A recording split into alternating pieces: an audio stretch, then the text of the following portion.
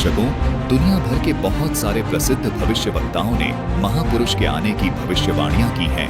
कौन है वो महापुरुष जिसका जिक्र ये कथावाचक भी कर रही है? पहले देखिए ये वीडियो। आज हम ऐसे समय से गुजर रहे हैं जो विश्व के इतिहास में बहुत विलक्षण समय है। इस समय की चर्चा विश्व के अलग अलग देशों में बैठे बहुत से भविष्य वक्ताओं ने, वैज्ञानिकों ने की है। वे कुछ पॉइंट्स हैं जो आपके समक्ष रखना चाहूंगी। जॉर्ज बाबरी एक स्कॉलर हैं वेस्ट के। इन्होंने कहा कि भारत में एक ऐसे संत का जन्म हो चुका है जो अब गोल्डन एरा एस्टैब्लिश करने वाला है, सतयुग का निर्माण करने वाला है। लेडी फ्लोरेंस ने यहाँ तक कह दिया कि 20वीं सदी में भारत में एक ऐसे संत का जन्म हुआ है जो सन 2000 के बाद अपने क्रिएटिव डिसाइपल्स को साथ लेकर, अपने सृजन साधकों को साथ लेकर विश्व से भौतिकवाद का अंत करेगा और आध्यात्मवाद को उजागर करेगा। रशिया की बोरिस्का सिल्विगार, जिन्होंने 1940 के करीब एक ऐसी भविष्यवाणी की थी कि लगभग 4 या 5 सालों के बाद अंग्रेज भारत को छोड़कर चले जाएंगे, भारत स्वतंत्र होगा। लेकिन उनकी बात किसी ने नहीं मानी, पर हूबहू वही हुआ जो उन्होंने भविष्यवाणी की थी। वही लेडी फ्लोरेंस कहती हैं कि 20वीं सदी में भारत में एक मैसेंजर ऑफ गॉड आया है, पूरे विश्व में छा जाएगा और पूरे विश्व का संचालन करेगा। अमेरिका की रिसर्च कमेटी है जिसने यहां तक कह दिया कि कल्कि का जन्म हो चुका है। भारत के एक संत हैं स्वामी अय्यर, जिन्होंने यहां तक कह दिया कि कल्कि का जन्म भारत में हुआ है और वो सतयुग का निर्माण करने वाला है। और इसके बाद अमेरिका की एक भविष्यवक्ता है लिन, उन्होंने यहाँ तक कह दिया कि कल्कि नाम का कोई अवतार भारत में जन्म ले चुका है, लेकिन इस समय वो धरती पर नहीं है, पर वो लौट कर वापस आएगा और उसका वापस आना दुनिया देखेगी। इसलिए भक्तों, ये अब हम सबकी अपनी समझदारी के ऊपर है कि कोई तो ऐसे संत हैं जो भारत का मानचित्र ही विश्व पटल पर बदलने वाले हैं। क्या हम में इतनी सूझ है कि हम उन्हें पहचान कर अपने जीवन को महान बना लें, उनकी इस मुहिम में अपना योगदान दें, इसमें शामिल हो जाएं? क्योंकि अब वो समय दूर नहीं है जब विश्व धरा के आंचल पर एक अजब, एक अद्भुत करिश्मा घटने वाला है जिसे पूरी दुनिया देखेगी। दर्शकों, हम धन्यवाद करते हैं इस साध्वी बहन का। धन्य है इस बहन के माता पिता जिनसे इनका जन्म हुआ, जो बिल्कुल सत्य बोल रही हैं और कह रही हैं कि हमें ऐसे महापुरुष का साथ देना चाहिए, जबकि दूसरे और आज के स्वार्थी धर्मगुरु कथावाचक अपने स्वार्थवश संत रामपाल जी महाराज का विरोध कर रहे हैं। ये बहन जिस संत के बारे में बात कर रही है, उस महान संत की खोज हो चुकी है।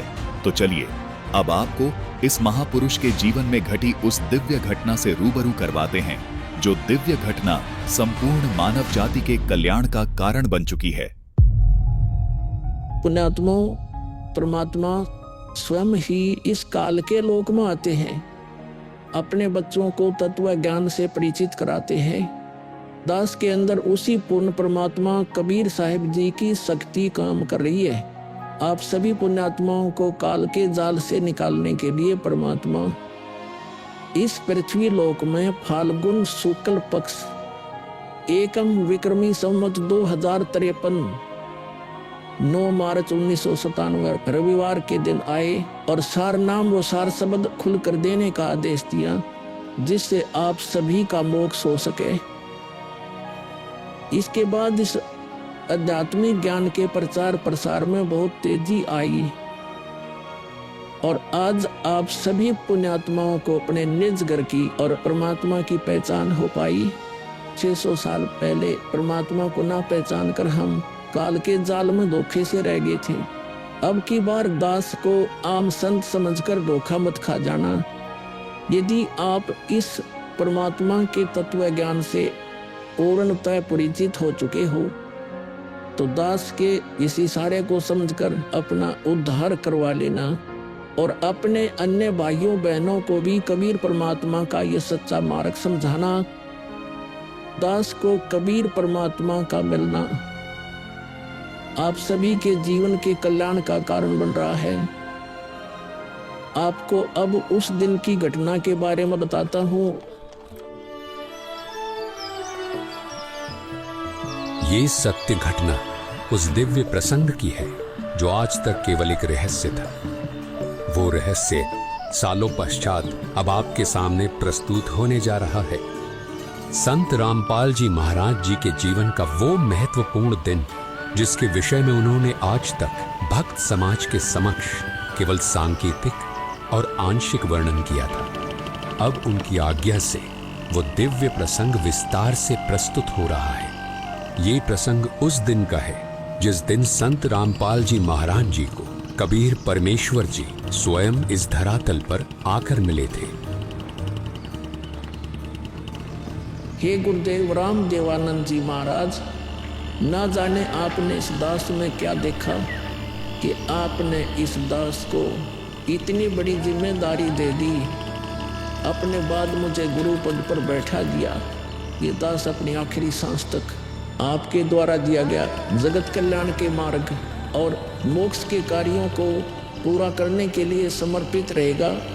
परमात्मा का सत्य ज्ञान और सच्चा मंत्र हर घर तक पहुंचा के छोड़ूंगा, फिर चाहे कुछ भी बीते मेरे साथ। ये दास आजीवन परमात्मा के मार्ग में कार्यरत रहेगा।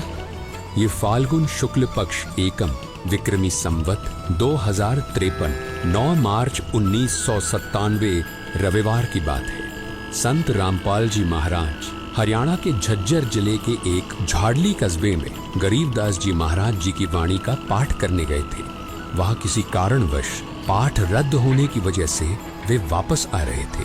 वहां से लौटते समय संत रामपाल जी महाराज कबीर परमात्मा की याद में मग्न अपने दोपहिए वाहन पर सवार वापस लौट रहे थे। संत रामपाल जी महाराज स्कूटर को रास्ते में एक चाय की दुकान के पास रोक देते हैं। राम राम महाराज जी। राम राम भगत जी। महाराज जी चाय समोसा लगा दूं? हाँ भगत जी लगा दीजिए।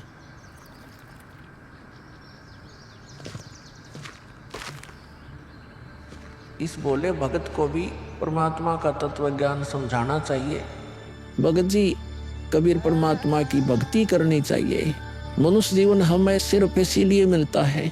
मानुष जन्म दुर्लभ है ये नलन बोरे, जैसे तरवर से पत्ता टूट गिरे वो बोर न लगता ढोरी। भगत जी, इस काल लोक का कोई भरोसा नहीं है, न जाने कब किस पर क्या बिजली गिर जाए।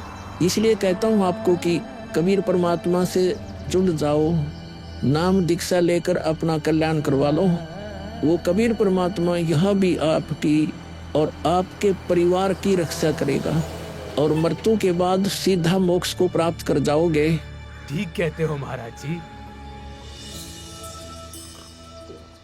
हे कबीर परमात्मा, ऐसे गंदे लोक में जहाँ आदमी की जिंदगी का पल का भरोसा नहीं, व्यक्ति यहाँ जी कैसे रहा है, ना जाने कब क्या हो जाए, कब कौन सी बीमारी हो जाए, कब दुर्घटना हो जाए, कब कोई संसारिक आपदा आ जाए। दाता, आपकी भक्ति के बिना यहाँ किसी को ना सुख मिल सकता है और न ही मोक्ष। ये बात ये बोले जीव कब समझेंगे? आखिर ये अज्ञान अंधेरा कब दूर होगा दाता? आप ही दया करेंगे कबीर परमेश्वर। ये बोले जीव तो अपना जीवन आपकी भक्ति के बिना व्यर्थ ही कर रहे हैं।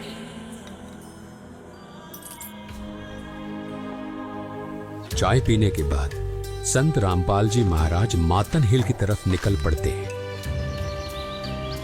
बिन उपदेश अचंभ है, क्यों जीवित है प्राण, और भक्ति बिना काठोर है, ये नर नहीं पाषाण। आगे चलकर संत रामपाल जी महाराज स्कूटर को एक पुलिये के पास रोक देते हैं। इस पुलिये की खास बात ये थी कि संत रामपाल जी महाराज जी ने इस पुलिये को सिंचाई विभाग में जूनियर इंजीनियर रहते हुए स्वयं बनाया था। क्योंकि ये पूरा क्षेत्र जंगल नुमा था, इसलिए संत रामपाल जी महाराज जी को इस पुली पर बैठना बहुत अच्छा लगता था और नौकरी के दौरान वो इस पुली पर बैठकर परमात्मा की याद में खो जाया करते थे। हे दयालु कबीर परमात्मा, आप जी हम नीचों के लिए 600 वर्ष पहले एक धानक रूप धारण कर इस गंदे लोक में 120 वर्ष तक रहे। आप जी को गर्म तेल के कढ़ाई में डाला गया, खूनी हाथी से मरवाने की कोशिश की गई, दरिया में डुबोकर मारने की कोशिश की गई। आप जी को बदनाम करने हेतु झूठी चिट्ठी डाली गई। आपके साथ कितने जुल्म ढाए गए, फिर भी हे दयालु कबीर परमात्मा, आपने क्या कुछ नहीं किया अपनी सतलोक से बिछुड़ी आत्मा को अपनी शरण में लेने के लिए, इस तत्व ज्ञान को सब जीवों तक पहुंचाने के लिए।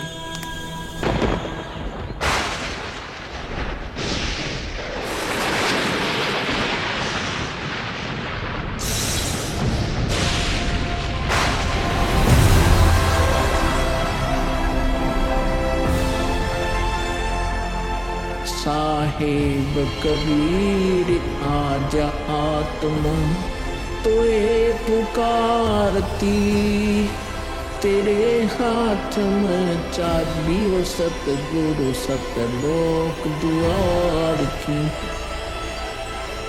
साहेब कबीर आजा आत्मा तोए पुकारती, तेरे हाथ में चाबी हो सतगुरु सतलोक द्वार की।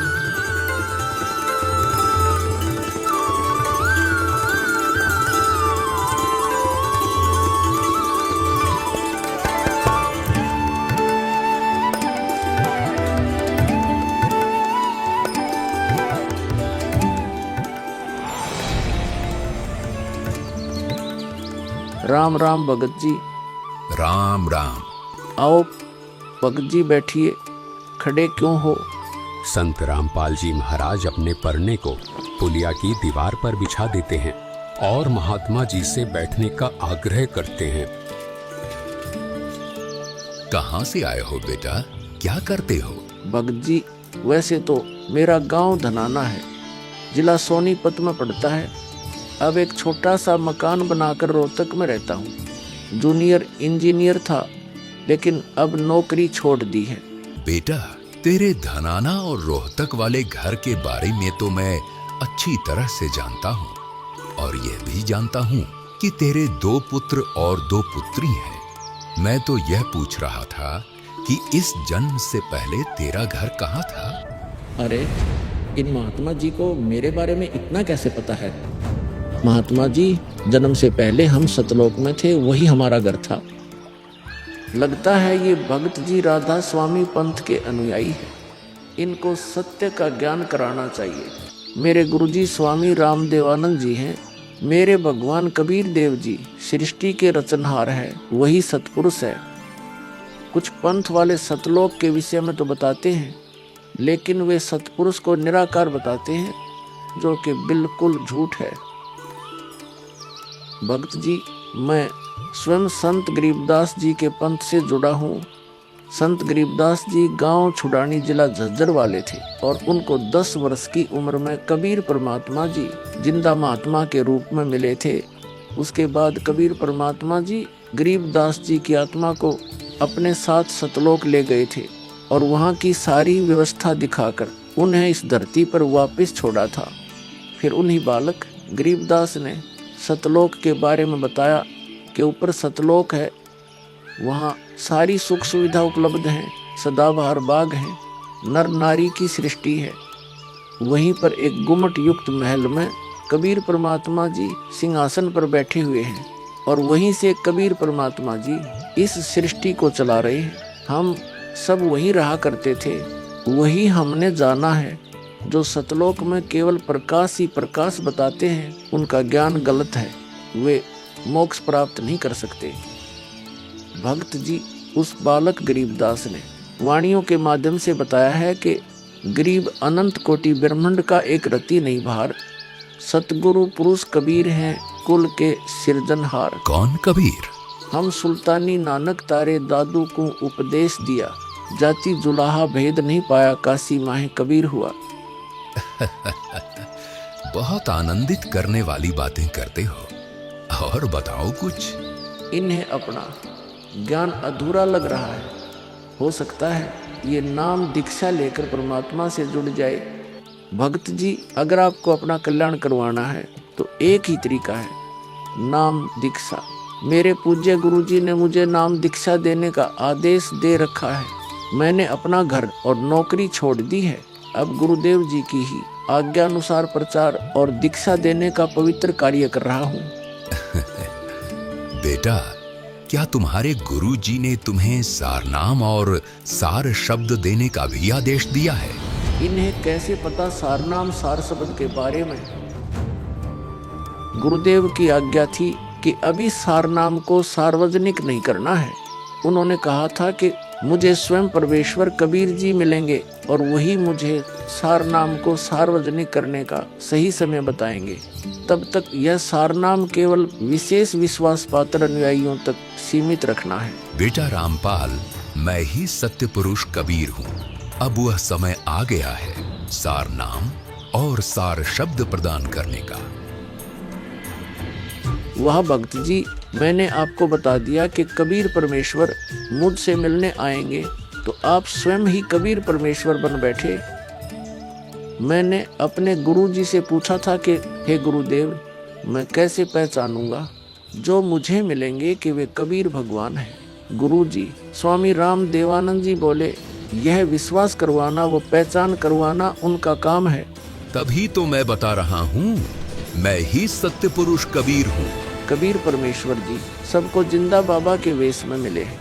आप तो जिंदा बाबा वाले वेश में नहीं हो। जिंदा महात्मा तो मुसलमान साधु होते हैं। मुसलमान धर्म तो अभी 1500 साल पहले ही बना है। मेरा असली वेश तो यही है, जिस रूप में मैं तुम्हारे सामने खड़ा हूँ।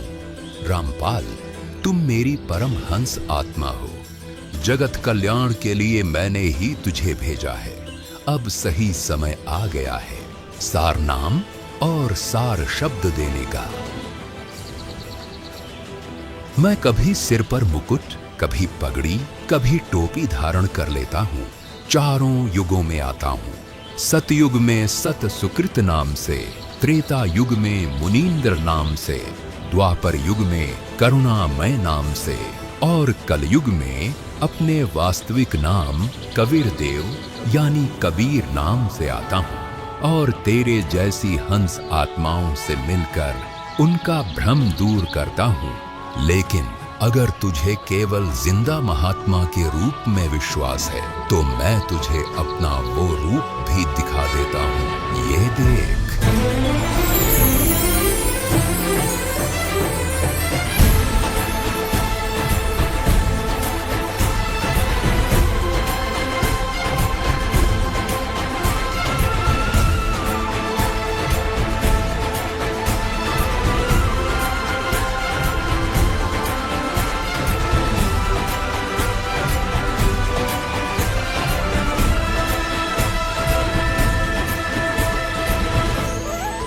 हे परमेश्वर, मुझे क्षमा कर दीजिए।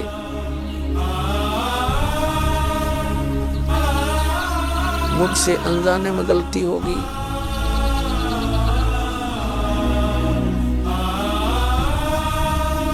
आपने मुझे साक्षात दर्शन दिए और मैं आपको पहचान न सका। मुझे क्षमा कर दीजिए परमपिता। बेटा रामपाल, अब वो समय आ गया है जो मैंने धर्मदास को कहा था कि कलयुग बीते 5505 तब यह वचन मेरा होगा साचा। यानी जब कलयुग 5505 वर्ष बीत जाएगा तब मैं खुद इस धरातल पर आऊंगा और अपने बच्चों को तत्व ज्ञान समझाकर इस काल लोक से सतलोक ले जाऊंगा। बेटा रामपाल, तुम मेरी परम हंस आत्मा हो। अब इसके आगे बेटा मैं ही तेरे रूप में सारी लीला करूंगा और यह तत्व ज्ञान अपने बच्चों को बताऊंगा। उन्हें सतलोक की राह दिखाऊंगा।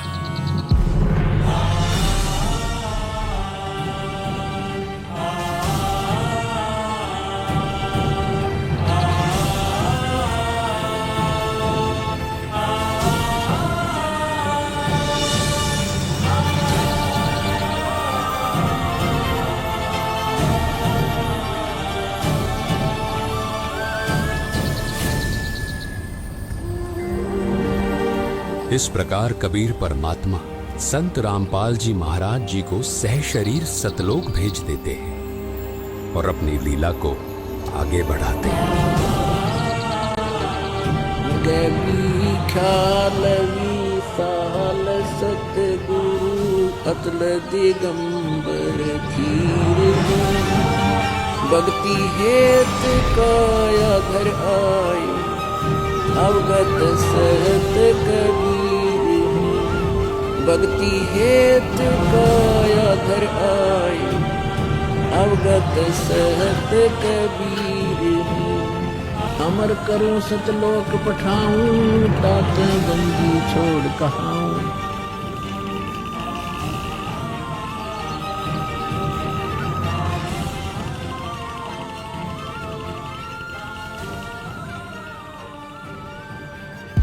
इस प्रकार कबीर परमात्मा संत रामपाल जी महाराज जी को सह शरीर सतलोक भेज देते हैं और स्वयं सर्व सृष्टि रचनहार कबीर परमात्मा संत रामपाल जी महाराज जी के रूप में संपूर्ण संसार का उद्धार करने के उद्देश्य से इस पवित्र मिशन पर निकल पड़ते हैं। संत रामपाल जी महाराज जी के रूप में कबीर परमात्मा स्वयं को छिपाए हुए हैं।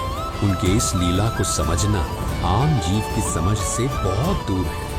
एक संत के स्वरूप में परमात्मा के अभिनय की ये अद्भुत सच्चाई भक्त समाज के लिए जानना बहुत जरूरी था। साक्षात कबीर परमात्मा के स्वरूप बंधी छोड़ सद्गुरु रामपाल जी भगवान की जय हो। अब बच्चों ज्ञान पूरा आ चुका है और वो ठीक का समय आ गया है। गुरु पूरा, ज्ञान पूरा, भगवान पूरा, सब ही नारी नर शुद्ध तक जब ठीक का दिन आवंत कपट चातुरी छोड़ के सरल कबीर गहनत। बच्चों वो ठीक का दिन आ गए। चारों तरफ डंका बोल गया दाता का।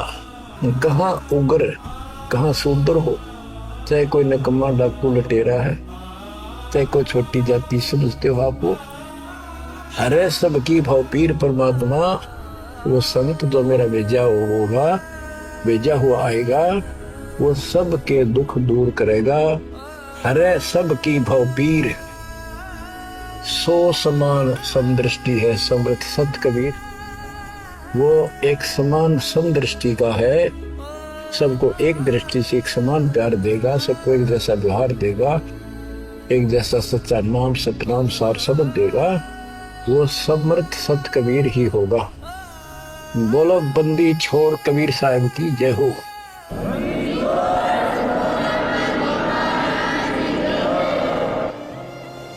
आपके मोक्ष के लिए परमात्मा ने कसर नहीं छोड़ रखी। जो भी संभव व्यवस्था है वो सारी कर दी है। बच्चों तुम भी दया करियो, रहम करियो उस परम पिता पे।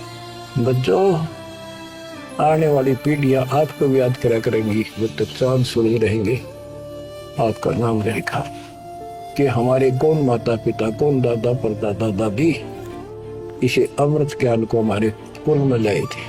आने वाली पीढ़ियों के उद्धार के लिए तुम जिम्मेवार हो, कुर्बान हो जाओ। पहचान लो उस परम पिता को और पहचान लो अपने गुरुदेव को। परमात्मा आपको मोक्ष दे, आपको सद्बुद्धि देकर रखे, आपको भगवान की याद बनी रहे, सतलोक याद रहे, काल का कष्ट भी याद रहे। यहाँ भी सुखी रहो, सतलोक में सदा सुखी होकर ये दास का आशीर्वाद है। सत साहिब।